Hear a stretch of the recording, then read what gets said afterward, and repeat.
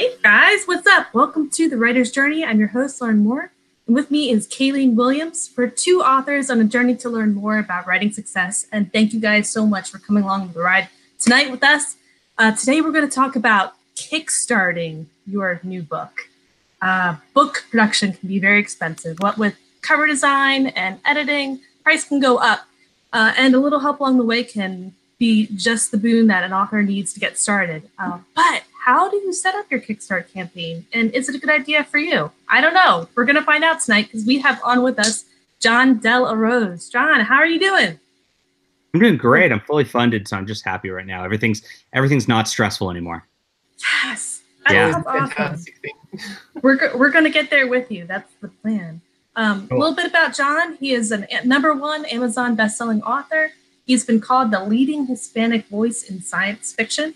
He is the winner of the 2008 CLFA Book of the Year Award and is a contributor to... I think I typoed that. Huh? 2018 as in last year. I think I typoed that. 2018. Yeah, last year. Did I say 2008? You did. Wrong year by a lot. Only 10 years. And a contributor to The Federalist. He's a recognized popular journalist and cultural commentator. Del Arroz writes science fiction, steampunk, and comic books, and can be found most weekends in section 127 of the Oakland Coliseum, cheering on the A's. And is that who you're cheering for now? Sportsman with sports cheering? The A's won today. It was a bit of a nail biter there. We were down by 3 quickly. I got really mad at our pitcher, and then we went up by 3 pretty quickly after that. So things ended up working out pretty good. 6-2 on the homestand. I can go on about this for a long time, but I will lose your entire audience if I do so. Oh boy. Yeah, I only understood like half of what you just said. But yay, they won! Yay! Yeah, I got that part too. Yes. Yeah, I'm 20 minutes south of Philly, so we have Bryce Harper with us on the Phillies, and apparently he's doing good. And the Phillies are doing good with Bryce, so yay, go Bryce.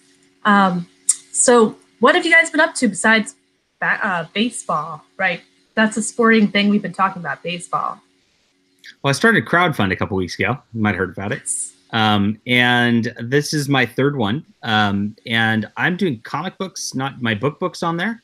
But I have plenty of friends who have taken what I've done and translated it to book books. And it's actually easier to do book books because book books are less expensive to produce than comic books. So if you just take the exact same thing and then slash your actual cost by like 80%, then you're in the book realm. So that's I guess a great way to go with it, and people are using it to really good effect right now. I've seen probably, I guess, 4 or 5 of my friends just like they've been just doing all of their series this way. Put it on Kickstarter first, pay for their editing and cover up front, and then put it on Amazon, and then they don't have to worry about it. It's all gravy from there. That's awesome. That is a really good idea.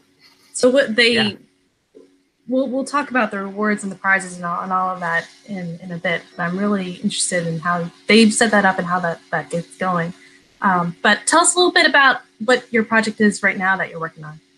Cool. My project's called Flying Sparks Volume 2. And it is a comic book about a superhero and villain who are dating under their secret identities.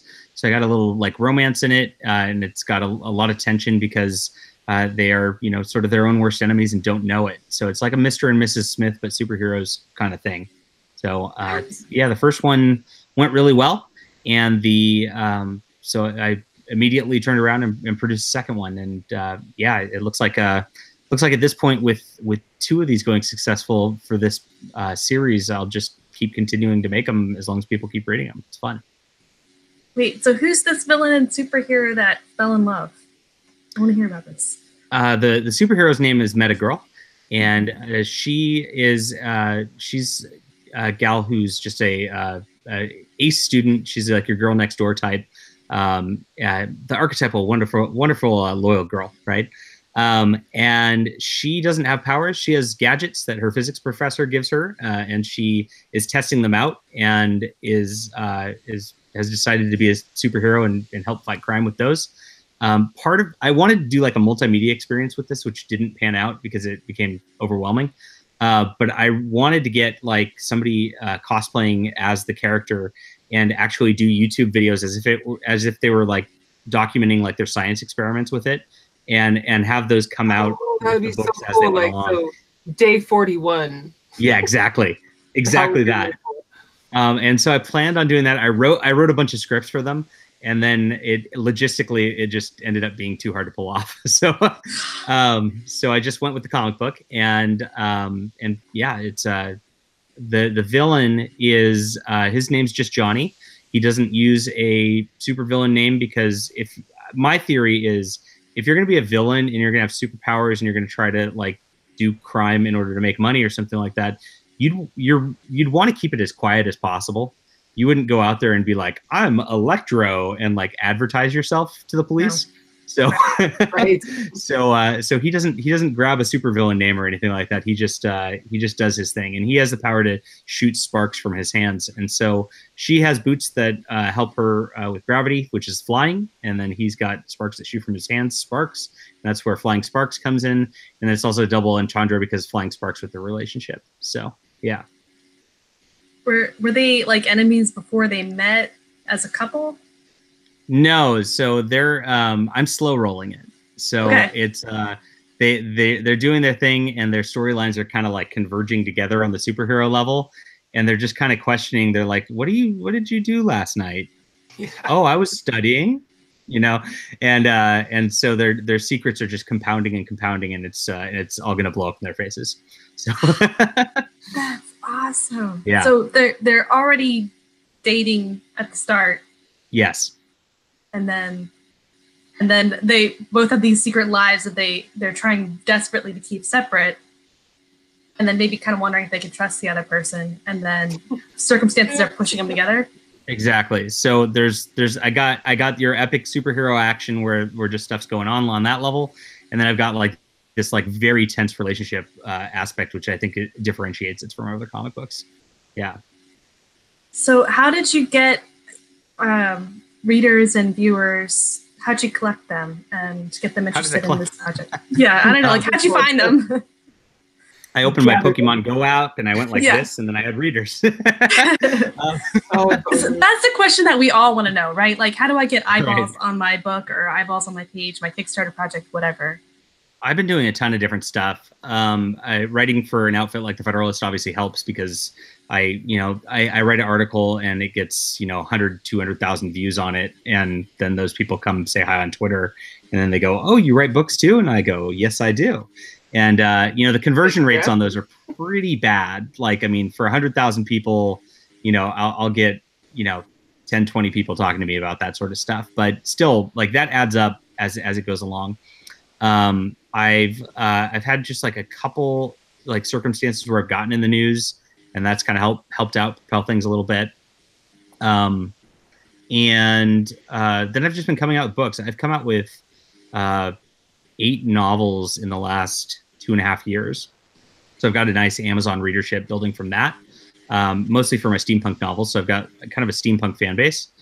And then I'm just very active in the indie comic community also. Like, I mean, I spend a lot of time talking comic books, reading comic books, interacting just in comic book Facebook groups. I mean, it's just it just kind of propelled itself over time. And when I launched my comic, I already had my #1 bestseller under my belt. So I had a large Amazon fan base. I had a fairly sizable mailing list. And so I was able to translate that into some Kickstarter comic readers. It's a little bit, the audiences, I'd say, are like 50% crossover. It's kind of a weird thing where it's like some people read comics, some people read books. But overall, I think a lot of people are just like understanding that like I'm going to do whatever cool art project I feel like doing right now, and they're investing in that, no matter what medium it is at this point. So you just kind of keep pushing forward with your art, and it just builds. Yeah, I started thinking today, and I'm just like, I really want to make an album now, and so I really hope that my people will translate over to that when I do that. We'll see. Yeah. She got like a lot going on. So back to our main topic. That was a glorious segue there, by the way. And my thoughts just all muddled. So we wanted to find some terms in the crowdfunding. So what exactly is crowdfunding, and what are a couple of the main platforms that authors use for that? Cool. Yeah, crowdfunding is basically it's sites that have pre-order systems for your books, and a lot of people. There's multiple ways to use it.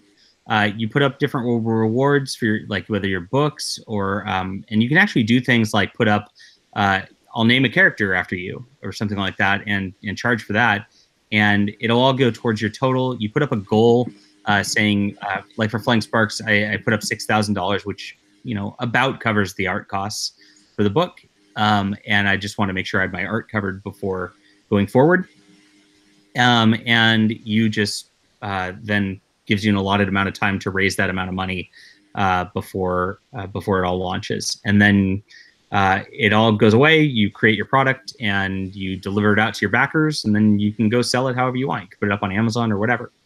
And that's been an effective way, I think, for comics a lot. I've seen a lot of comic books get made this way because it's kind of hard to make money trying to get into shops at this point. It's getting there's less and less of them. The profit margins are very small. So this is the way that indie creators are doing that. I would say board games are probably the biggest thing, or board and video games on crowdfunds. I back a lot of board games, but people do books too. I know this author, she's a friend of mine, Blake Northcott, put out a book series last year. And she made, I think, $40,000-$50,000 just on the Kickstarter, just for a book. And so it's a great tool to utilize. It's another storefront. What I always like to tell people is that you also can gauge audience interest this way. So before you really invest yourself as an author with time into a project and something like that, you can put it up here and you can have a firm, tangible metric of whether somebody's going to actually be interested in the product before you commit too much time to it. So, if something looks like it's going to fail or whatnot, you might want to move on to the next thing because there might not be a base there for it. So there's a lot of different functions for it. At this point, because I've done this a couple times, I'm now doing my books and completing them up front and just using it kind of as a pre-order / marketing. But there's lots of different uses for it. Now, the two major platforms right now are Kickstarter and Indiegogo. They both have their drawbacks and benefits, which we can talk about in a second here, because I'm sure that's one of the questions next. Absolutely. Yeah, we'll just forge ahead. Yeah. Okay, cool. Fair. Excellent. So Kickstarter is the most popular. It's kind of like your Amazon of crowdfunds. Most of the people are on there, and that's why I moved to this project. I did my first two on Indiegogo, and it's a can I screen share? I can, huh?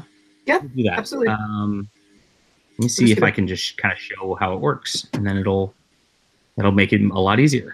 Boom. So for our audio listeners, it's not letting me screen share. Oh no, you need. Oh man, I have the whole speech ready to go and everything. Dang. For audio listeners. If you have multiple screens, you have to specifically click an actual the application, not the screen itself. Yeah, it's not working. Okay. Sometimes Hangouts gets kind of weird with this. So, basically, it's got a little sidebar with your like rewards you offer. So I put one up just for $1, and I don't give anything out for that. And it sounds kind of weird, but people just like to back Kickstarters, and there's like a whole culture around this. And so you want to capture all of your audience possible. And you want to maximize your utils, as I like to say in the economic terms. What Kickstarter allows you to do that other platforms don't is you can sell things at multiple price points, and you can vary and stratify things that way. So whereas on Amazon, when you put out a book, your book's going to be $4.99 or $2.99 or whatever it is, and anybody who wants to support you is going to buy it at that. Whether there's somebody who will only spend $2.99 on a book, or if there's somebody who's just like, I really, really, really am a huge fan of Lauren Moore, and I want to give her $250 for this book, they can't. They're just going to give you $2 for your book, right? So that's what Kickstarter is. Another thing that does separately, like it allows you to take advantage of your super fans, so that if they want to support to a different level, they definitely can. But there's also super cheap people, and that's why $1's on there. I can't really give my product out for $1 for this, but people just like to do this, and so I just have $1, and you pledge for the cause. Thank you for helping me fund this, so we can get our costs covered. And honestly, I've done this every time, and it just says thank you on there, and I've got backers on it every single time. It's very interesting. I mean, for people either in a pinch or they're like, I really don't want to like give out my address or go through all the other things. I'll just give $1 and call it. Just show some support. It's kind of cool, and I definitely appreciate those people. So, but then you got to go up the scale, and so I've got with my comic book, it's more of a graphic novel. So digitally, I put it at $10, which is about I think fair for a graphic novel. If you buy 3 comic books on the stands in a store, it'd be about $12. So the content wise, it's pretty good value proposition right there. But I also put one at $5 just because, again, I'm just trying to stratify all the different levels that people want to back at. And so I give out like a sampler of the first 22 pages of it at $5. And so I go down the line. My print copies are at $25, and it's because it'll be a little different scale, I think, on books. I think if you're going to sell an ebook, probably sell it $5. If you're going to sell a book, probably sell it $15 or $20. But comic books are full color printing all the way through. So it's extremely expensive to print. Oh, yeah. There's not much options I can do and still be profitable at this point. So I go to $25 for that. Another cool thing that comic books do is they have something called variant covers, and they're like exclusive covers that are maybe they're limited to 100 copies. I think I put mine limited to 300 copies, and I sell that for a little bit more, and the real collectors get in on that. Now Blake, who I mentioned before, doing this with books, actually did this with books, and she put up an exclusive cover. So she actually had her normal retail cover, and then she had her exclusive variant cover. And people, even for books, like collectors went in and said, you know what, I'm going to back at this variant cover level. And it's an interesting way you can actually, raise a little bit more money. Obviously, it'll raise your costs if you're going to make 2 or 3 different covers for your book, but it's something to think about. And then from there, I just have other options like hardcovers and, mix and match of like, if you want volume 1 and volume 2, you can buy it at this level. And I go up the line. Now, where it gets interesting is I have a name a character, like I mentioned, and that's for the super fans. So if somebody wants to come in hard at $250, they can name a character in my story, and they'll get that out of it. And that really pushes things along. And I love doing the sort of intangible things at those levels because, the profit's all there, right? So it really helps push the profit along. Somebody's done it every time I've run one of these campaigns. So it's really, really helped the campaign out. I highly recommend having a high level tier. Michael J. Sullivan, who's a very successful indie author, if you guys are familiar with him, he actually puts up $1,000 reward on his that you can stay at his house for a night. Oh my God. Yeah, I know. That would be terrifying. Right? That would be absolutely terrifying. But not just for like the buyer, but like as an author, like, you don't know who's going to pay that $1,000 to be anyone. That's a lot of trust. Yeah. At your house. I thought about it for a second. House, like, so would I do it? I don't know. Guest house. I don't know. Maybe we'll have a barbecue, and I'm gonna have all of my 10 closest friends and Josh and Scott. Right? Definitely Josh and Scott. Oh yeah. And I'm not gonna lie, because I love Michael J. Sullivan. I actually looked at that and was like, I kind of want to do this. And then I just thought about it for a second. And I'm just like, it's kind of weird. It's a lot of money. And I opted to not do it, and it sold out. So somebody else on the internet randomly did that. And good for him. Cool. That's a whole level of peopling I don't want to experience, but good for him. Whatever gets you there. Be creative. That's what's cool about these Kickstarters is there's really no rules for things. If you can come up with something fun, it's definitely a a way to do that. And so you can do that on the side. And those are all different things that people can back at different tiers. And they don't even have to give that amount of money. I mean, I've had people just give, you know, 20, 40 bucks and not even ask for any rewards or anything like that. It's a very interesting ecosystem. So so you don't necessarily, when like I'm backing your project, you don't necessarily have to choose an actual tier. You can just go in and be like, hey, I'm just going to donate $20. Yeah, absolutely. Somebody in the chat after asked, what kind of rewards could one offer if crowdfunding an audiobook? God, I was like trying to segue into that. You totally stole it from me. Oh, sorry. I'm kidding. That's okay. I was literally going to do that. I should let you guys host. I'm sorry. Go. Good. There's actually one that was just done. It was called The Alchemists. And it was on Kickstarter, and it was an audiobook. And so he put up his ebook at $5. He put up a copy of the audiobook, obviously. He put up a let's look. He put up hardback copies of the book. He actually put up a soundtrack for the book, so you'd actually get like some music that ties into the story or something like that. That's pretty cool. That's kind of cool. And then he just went through and just kind of did book rewards, where one of the higher ones, your name gets read in the credits of the audiobook. That's a pretty good one. So yeah. So there is one that if you could get your narrator to do, because I've seen, I can't remember what the narrator is, but he posts like his sessions of narrating, just like little quick, like 1-2 minute things. I don't know, some kind of like blooper reel or something. It sounded better in my head. He shares videos of himself reading off the book. Right. That's pretty cool. Yeah. So you can just get creative with it. And that's the tiers. But you also have, just like Amazon or any other platform, you have a description area where you kind of tell the story of it. And a lot of people get very descriptive about it. I've been getting into advertising copy lately, and sort of changing the way I'm looking at these things. And so I push mine at the top with a lot of stuff where I just try to do a quick hook so that people scroll down and take a look at the art. With comic books, it makes it really easy. You post a lot of pages of art and just use that all and sorts say, of art there, man. look at the pretty stuff, right?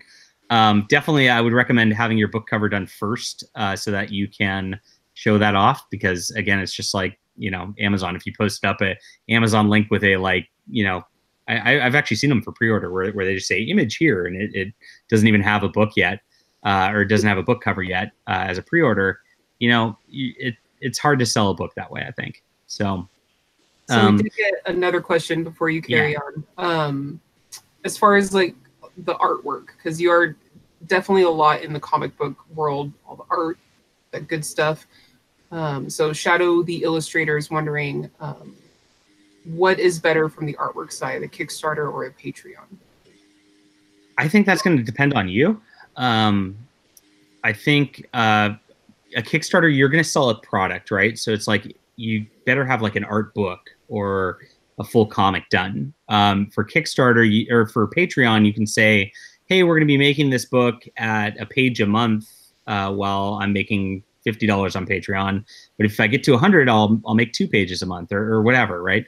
So if you're just kind of trying to get rolling and you're really trying to get that capital going regularly, I think Patreon's a little better for that. But if you're trying to sell just like a pure product, Kickstarter's better. I run Patreon also. I just give out all my books in advance to Patreon subscribers. So my Patreon people actually already have this Flying Sparks 2. And they got it whenever I produced it, and it's just out. And as soon as I finish it, I just stick it up on Patreon first for any book I do, for any short story I do, or for any comic book I do. And I like that because, again, the super fans are there, and they're going to want my stuff first. And I want them to have it first because they're my super fans. And number two, I also utilize them, kind of meanly for typos and proofreading. So, yeah. So as far as I'm hearing, the biggest difference between Kickstarter and the Patreon is Kickstarter's more, hey, here's me and this specific product, and Patreon's more right. Like, hey, here's me, this is some stuff I need to do. Right. Not Yeah, that's quite having kind of yeah. And Patreon's recurring, so it's so you'll get a monthly income out of it, which is why I like it, because I tell everybody, like, I honestly prefer you to be on there because I will know monthly that this income's coming in, and that really helps me to be able to plot things out. So Kickstarter is only for a short. Do you get to choose how long that runs for? Yeah, I think you can do 2 weeks, 30 days, or 60 days. And I think most campaigns run 30 days. When I've seen the ones go 60, and what happens invariably is that momentum kind of dies off. And and when the momentum dies off and stuff doesn't move, it just kind of kills the project a little bit. So you want to always keep momentum going, so that there's something new happening every day, something more to look forward to for the people who are like invested in this. And that's a part of it. And so that's something a lot of people do, is they add something called stretch goals on here. And so not only will I fund it 6,000, but if I tell people, once I hit 7,500, I'm going to add these like internal chapter covers, which are just extra art for the book, right? And then at $10,000, which I'm actually fast approaching right now. I got a couple backers, so if you're in the chat and you just did that, I appreciate it. $10,000, I give out a bunch of indie books of just like my friends, and it's all of our #1 issues. So you get a bunch of extra free comics once it hits $10,000. And I keep going down the tiers to different things. Like, I'm going to make another variant cover at 20. I'm going to do an extra comic at 15. Things like that. So. And you can get creative with those too, but it keeps the readers engaged, it keeps the audience engaged as the campaign goes on. Because if you because I funded like in my first week, and then if I just had that, everybody's kind of stopped. There's no incentive for them to keep sharing the campaign, right? But if there's something more to look forward to, I can get them to share again, which might get 1 or 2 of their friends in or something like that, for these extra tiers and all that. And it adds to the fun, adds to the content. It kind of makes a game out of it for your backers. I was thinking with the stretch goals, you could add like an epilogue to your story, and absolutely. Or if you're George R. R. Martin, you could hold a character hostage. Like, this character is headed for a bad end, but I wouldn't back a book by George R. R. Martin because I'd be afraid I'd never get it. Oh, yeah, that's absolutely right. Yeah, but no, you could do a stretch goal like, here, give this character a happy ending. Or oh, you totally can. I mean, definitely. I mean, I would get creative with it, and it's fun. Yeah. Oh, that's interesting. Okay, so with Patreon though, Patreon's different. How do you Patreon? You're having monthly payments from users if they choose to do that, but don't they expect to get something every month from you? Sometimes I feel like Patreon users expect less because they are there. They know that they're just contributing to you monthly, and so it's more about helping you than it is helping a specific product. And so I tier Patreon like $1 a month. Thank you. I mean, I like that for everything. And then at $3 a month, I give out short stories to people who back. I usually write about 1 a month on the short story level. I mean, sometimes I might go 2 months, but most of the time I deliver it once a month. A lot of authors, like, they just do it whenever they happen to write one, and there's no guarantees. I do at 5, you get my short stories and my comics. At 7, you get my short stories, comics, and novels. And then as I go up, at 10, I actually give people like draft chapters of things to kind of show them what I'm working on. And at 20, I send my whole first drafts, everything. So you just get to see everything along the way, whatever I happen to do that month, I just shoot it out to them. And people structure it differently. I mean, again, you can just get creative with this stuff for what you feel like offering. You can just put up like, back me at $5 a month because you like me, and people will do that. I've seen for podcasts, like, people just do it just to support the podcast like this, right? So it's a different thing, but I feel like readers are more invested in the person when they're backing on a Patreon than the Kickstarter. William Tyler Davis says Discord is also an awesome perk on Patreon for some creators. Yes, I put a Discord, so everybody who backs it all, I give access to my Discord server. I do that too. Okay, so for those who don't know what Discord is, what is that? Oh, sorry. Discord's like a chat. I have no idea what any of you are talking about. What is this? It's a chat program. So it's like it's like a private Facebook group or something like that, but it's its own program.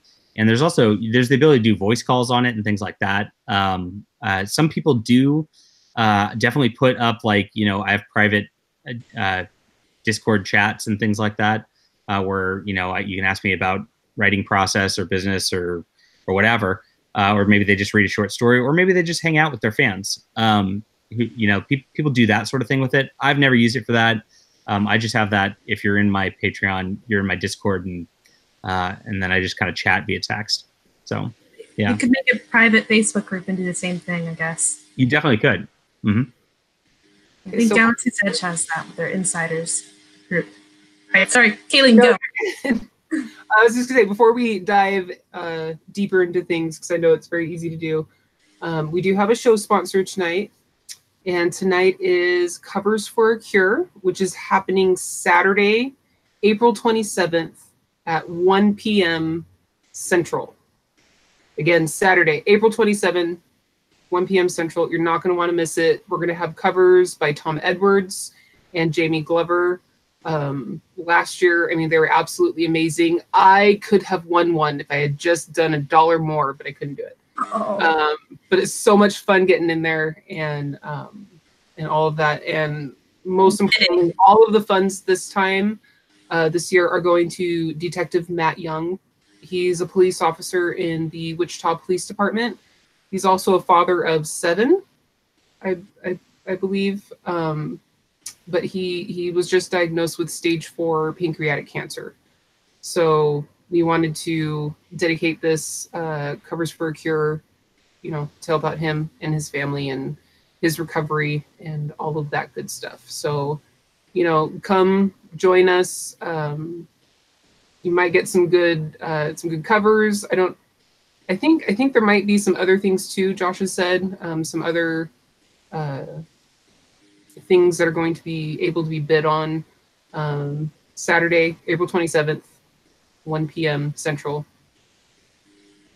And snippet. Here we go. But yeah, so I hear he's a wonderful guy. Yeah. That sounds really cool. So going back to our discussion, although now our heads are like, Covers for a Cure, this is awesome. Yeah. I can't wait. So I'm curious about I know, to go back to getting eyeballs on your page. So an author has a newsletter, they've got their social media presence, but doesn't Kickstarter allow you to find new followers on Kickstarter too? Yeah, so your project goes up with all the live projects. So there's people who just scroll Kickstarter, and that helps. It organizes them at first. They call it by magic, which means it's a randomizer. And so your book might come up on the top of the page, your book might come up at the bottom of all the projects. You never know when somebody's looking. But a lot of people, like I said, just peruse Kickstarter. And so you'll have some people who can look at it that way, which is why it's really important to have some nice flashy art to catch their eyes. But that's the extent of their promotion. I think they do have a newsletter that comes out.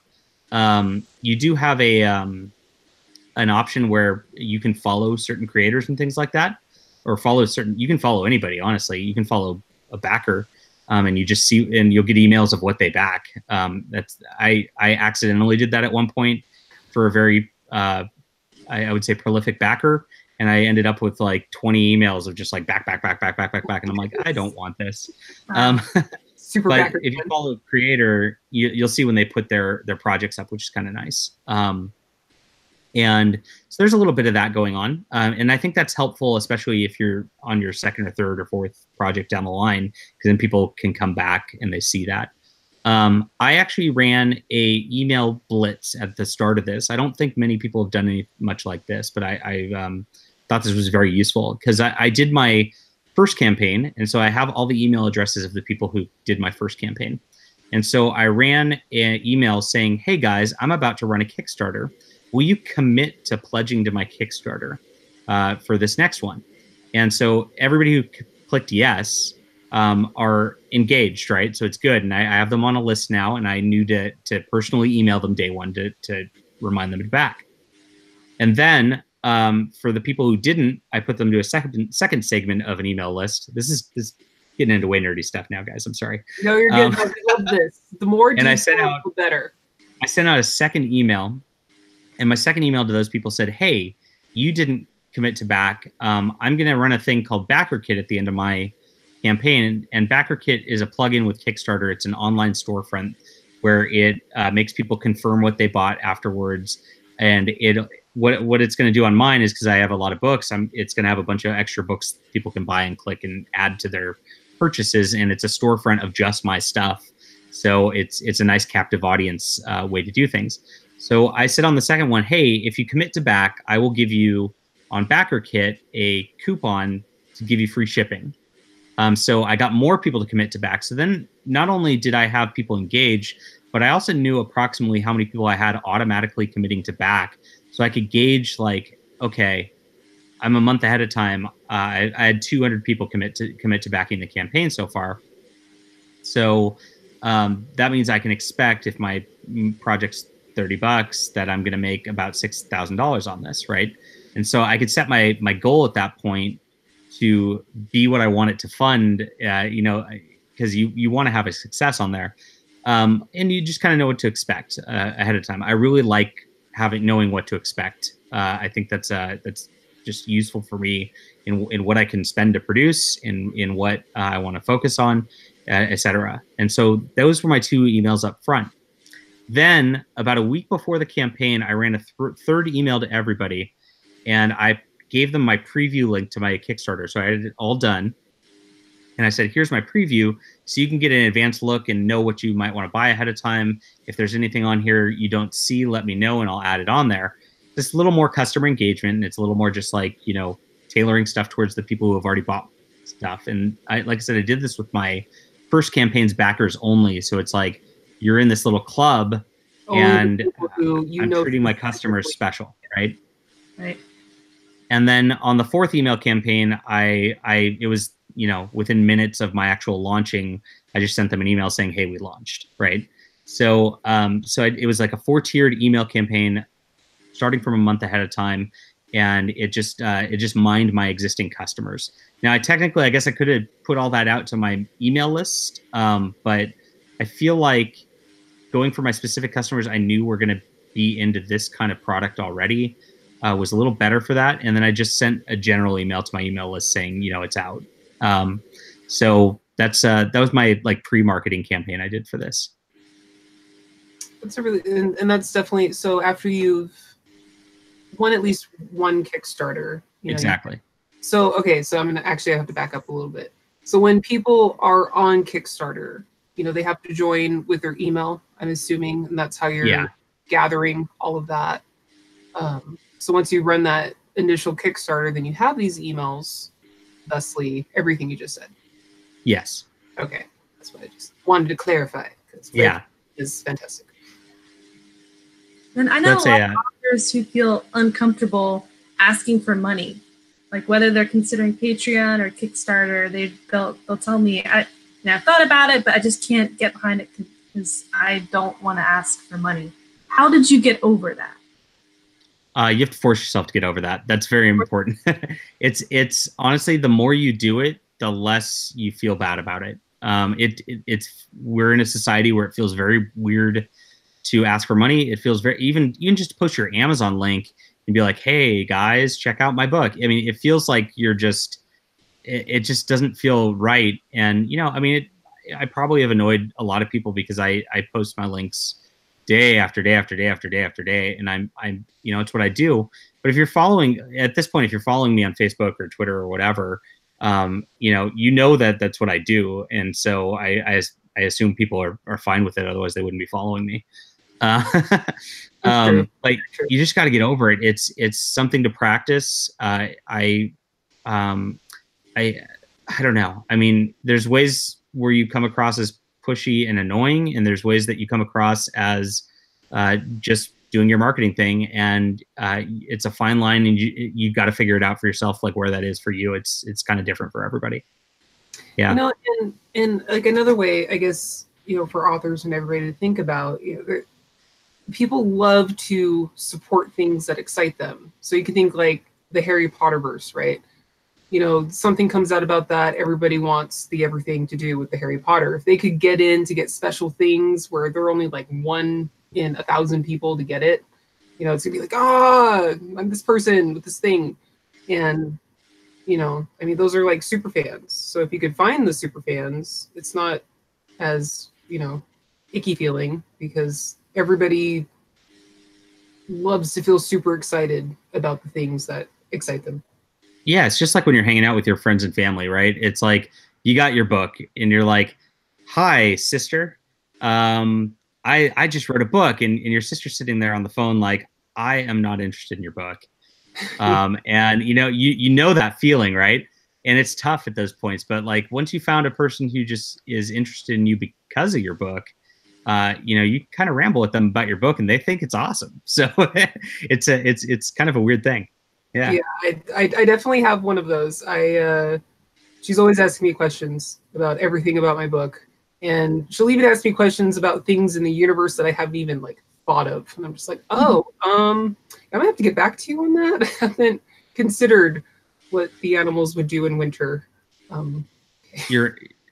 love it when they're good ideas, and then you go, yes, I totally thought of that, and it's going to be in my next book. and then you steal their idea. I mean, not that I'd personally do that, but I've heard others could do that potentially. So maybe with Kickstarter, it's not about like send me money, or Patreon. It's not like send me money. It's like join my team, join this ride, join the team, become part of. I think look at it that way, you'll be a lot happier with it for sure. And Kickstarter is just a page where they can like look through and like see if they're interested in it.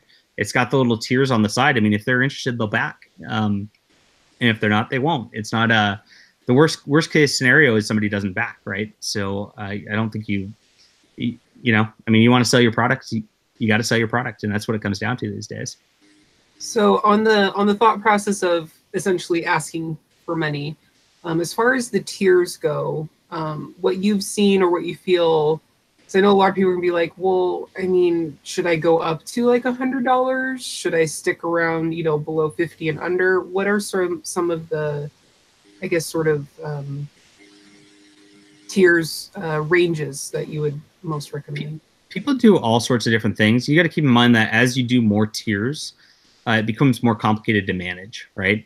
So if I just put up my book and there was just one option, that's all I'm selling. And once I'm going out to fulfill things, which is the next step of this, all I have to do is that. But because I've got a zillion different tiers, I'm gonna have to categorize people, put them in different spreadsheets. This person maybe got 2 books, this person got 1 book, and so I gotta manage all that. So there is that complication creep, which can consume your time a little bit. Just think about that. But like I said, I go down to $1 because it's the lowest you can go, and I just want anybody to back who will.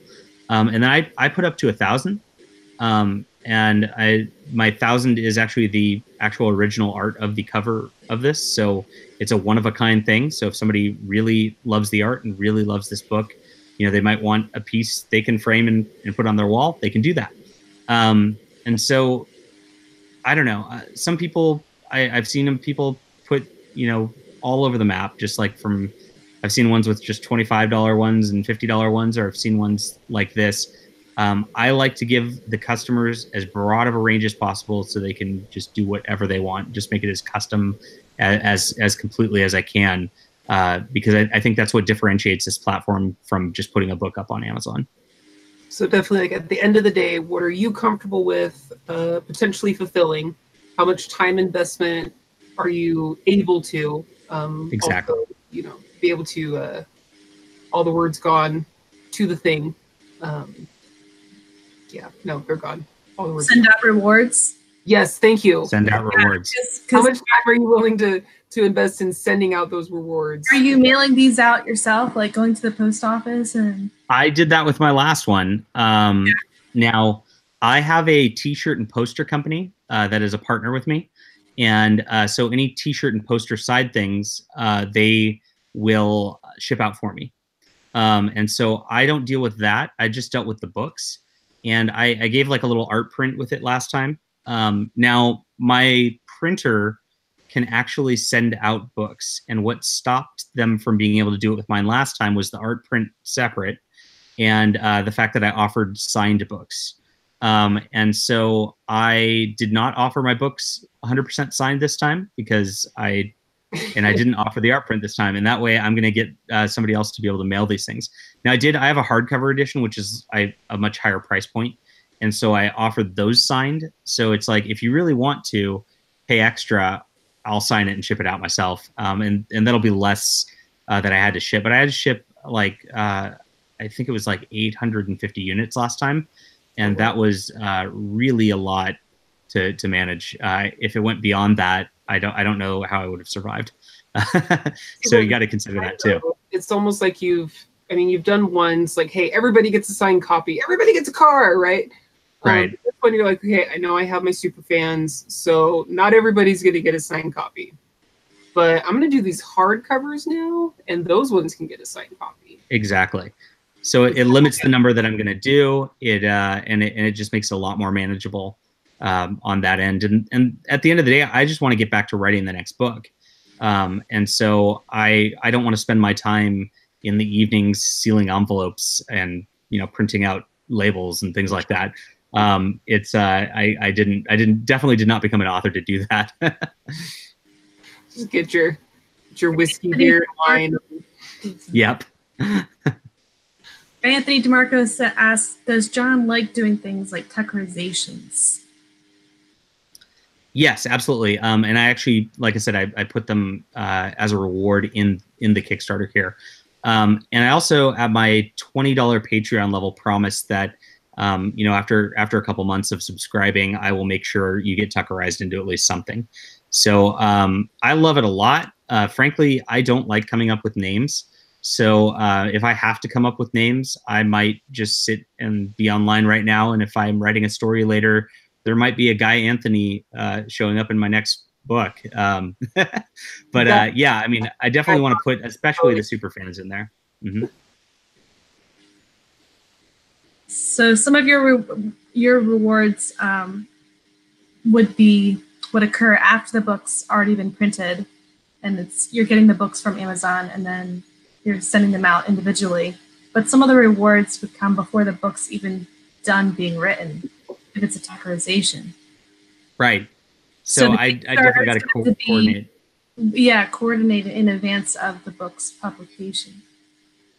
So definitely don't be willy-nilly about it. I mean, if you're going to be offering things or, like, hey, in my next book, I mean, you definitely need to have some kind of spreadsheet, tackle board, something to not forget. Yeah, or limited. I mean, I put Tuckerizations, I only limited it to 3. So I'm not likely to lose any of those because there's only 3. And I put them at a very high level. So it's like, I don't want to give those out at $5 or whatever, right? I mean, I feel like that cheapens it. So I feel like you want to make it something that seems valuable to your readers, and you also want to limit it just so it doesn't get out of control. So definitely consider time investment and your literal ability to be able to fulfill all of these promises. Essentially, I mean, because you're like, hey, I promise to do these things if you give me X amount of money, depending on what tier you choose. So you need to make sure you yourself can actually fulfill that. Yes, and Kickstarter as a community is a very tight, insular community. If you don't deliver, you will get a lot of flack, and you can get a bad reputation that can follow you for a long time on Kickstarter. Like, people really pay attention, and if you get a reputation for fulfilling, it's quite the opposite. So it's I delivered mine fast last time, and it's nice. I get people posting up my book saying, Jon delivered fast and he delivered more than he promised, and we really love this, and I'm going to back number 2. That's definitely something that the customers there pay attention to. So it's a whole new audience that you can be marketing to, and it's also accountability for some of us who need peer pressure, right, and deadlines to keep ourselves accountable. It's all built in. And then the other thing I like about Kickstarter, from what I'm learning, is the ability to research other people's methods and rewards and ideas, and then also to be researching the followers who might be interested in your books and see what other kinds of books they're supporting. There's just a lot of research potential Definitely right there on that platform. Yeah, I guess, yeah, you can definitely like look at your market and understand it a little better. I might be too lazy to do that, but it's an option. I think there is something to point out about Kickstarter. So for friends that run books, Robert Crucy is a good friend of mine, and he kickstarts his series every single time. And at first I was curious about it, so I asked him. I said, "Do you think it hurts your sales on Amazon to like get a bunch of backers up front and all that?" And he goes, "No, it actually doesn't. The people who back it on Kickstarter are Kickstarter people, and the people on Amazon are Amazon people, and they're a totally separate group. And so you don't lose anything by doing that. And moreover, the Kickstarter acts as free marketing, and the people who get the Kickstarter editions first will put up reviews on Amazon for you, so that it adds to your Amazon when it first comes out. So it actually is a benefit on that level also." Yeah, it's kind of like thinking, your ebook readers are different from your book readers, or different from your audiobook readers. Yes. So people backing your Kickstarter, backing your Patreon, even there, Kickstarter to Patreon might be two completely different pools of people. So at the end of the day, you're actually, broadening your reach, potentially. That's the goal. Yeah. William Tyler Davis, he made a really good point on the chat. He said, when researching, I've done some the past few days, I think you should look at projects that get funded and some that didn't. See if you can figure out why. So it's not just looking at the successes, but also seeing which ones are not working out and kind of learning from them. And he says, for instance, I find videos to be vital. So you can have videos also on Kickstarter. Do you know much in the realm of how that factors in? Yeah, they actually tell you when you're creating your Kickstarter page, like videos make things more likely to succeed. And I think it's because if you get somebody to click on something and then they watch something for 30 seconds or a minute, they're more invested than if they just kind of scrolled through something, right?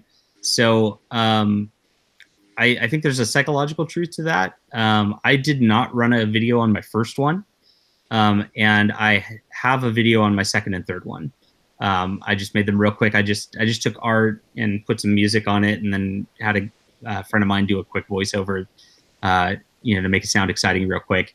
And I didn't put a ton into it. Some people actually do like very personal videos, and they just go up and, "Please back my book. I need your support so badly," and it, you can definitely, get people's emotions going doing that.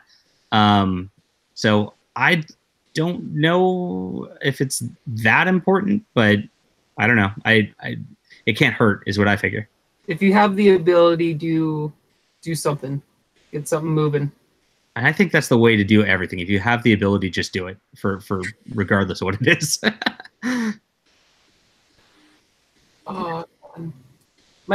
Honestly, my head's spinning. So many missed opportunities that I could have done, did not do. We'll definitely need to do in the future. Cool. So, yes. Yeah, it sounds like Kickstarter and Patreon are just a way to kind of compound all of the marketing tips and strategies that you're already doing. Just putting them on a different platform, reaching more people, and then compounding your success too. That's the hope anyway, right? Yeah, and I wouldn't get discouraged. I see that most Kickstarters end up with, like 20, 50, 100 backers, especially on the first go. But it's like on Amazon. I mean, if you just put up a book and nobody knows who you are, you might not sell that many on your first book, but by your 10th book, hopefully you've got some people following you, right? I think there's definitely some truth to that, 100%. And a book, if you really are just trying to cover your editing costs or something like that, you get 20 people to go in at $10. That's $200 right there.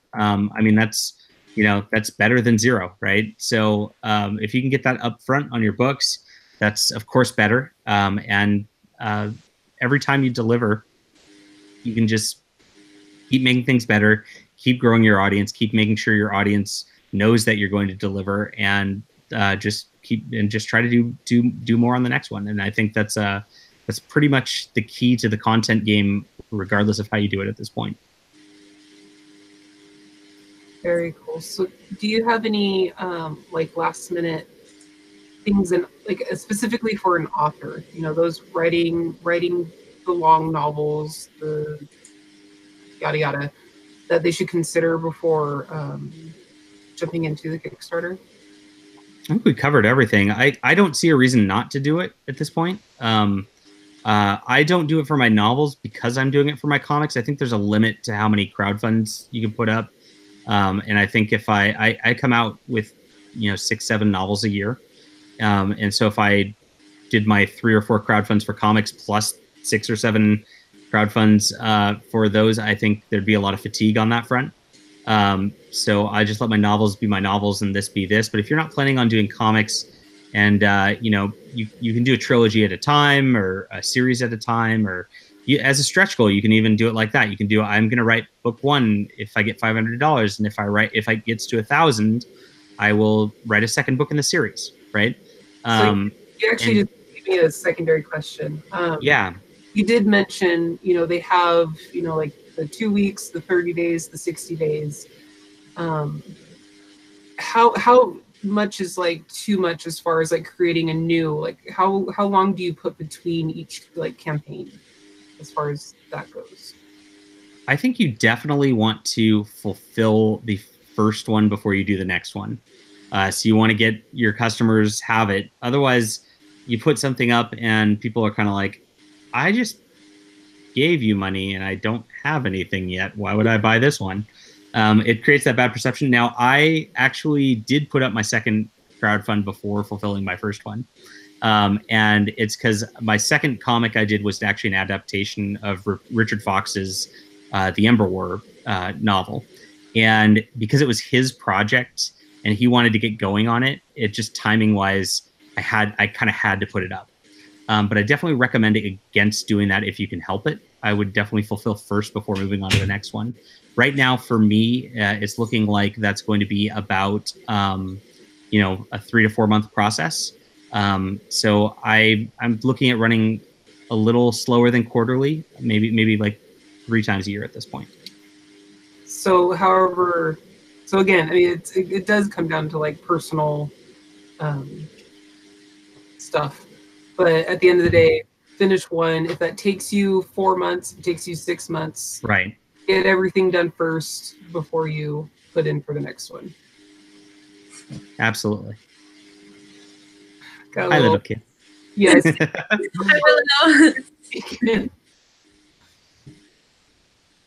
What are you? Sorry. Hang on. Well, that's really cool. I've got lots of ideas about what I can do in the future. But I guess my question would be for myself is, can I organize myself to get this all done? Can I meet those deadlines? Can I fulfill them? And I believe in you. Oh, thanks. Yeah.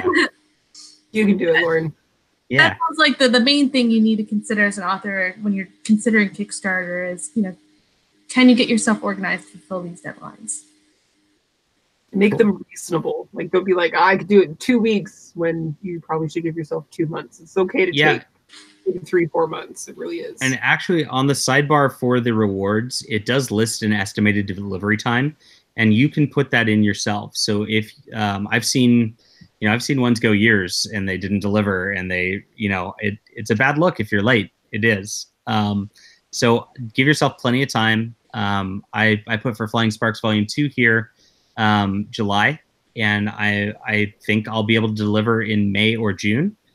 So I wanted to, I don't know what'll happen though. I mean, maybe I'll have like a bad car crash and I won't be able to do it, right? I want to give myself some leeway so that there's some time, and I definitely recommend doing that. Awesome. That sounds like an excellent ending tidbit to this fantastic show, where I keep losing all my freaking words. All right, so thank you for coming on the show, Jon. Hey, of course, that's fun. Could you let our viewers and listeners know where they can find you? Sure. first, I would love for you to go on Kickstarter.com and grab Flying Sparks Volume 2. It is my comic right now. Volume 1 is on there, available for sale. So if you want to check it out, you definitely can get Volume 1 first on the Kickstarter, or you can just get both, or you can just get Volume 2, whatever you want to do. I've got lots of options, like I said, and definitely would appreciate any support on that front. I am on Facebook, Jon Del Arroz, John with no H. I'm on Twitter, Jon Del Arroz. I got delarose.com, and yeah, I mean, I'm pretty much everywhere. So don't be afraid to reach out. I love people, and definitely willing to answer questions and help anybody out. Sounds awesome. Yeah, so everybody go check out him. He sounds amazing. I really want to read his comic now. So thank you everybody for hanging out with us. As always, let us know what you thought about the show in the comments. And be sure to give us a thumbs up and hit that subscribe button.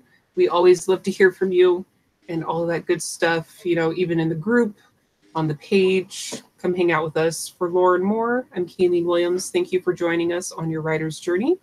Be sure to come back next time when we talk about some reading, writing, and everything in between right here on Keystroke Medium. Good night, guys. Night.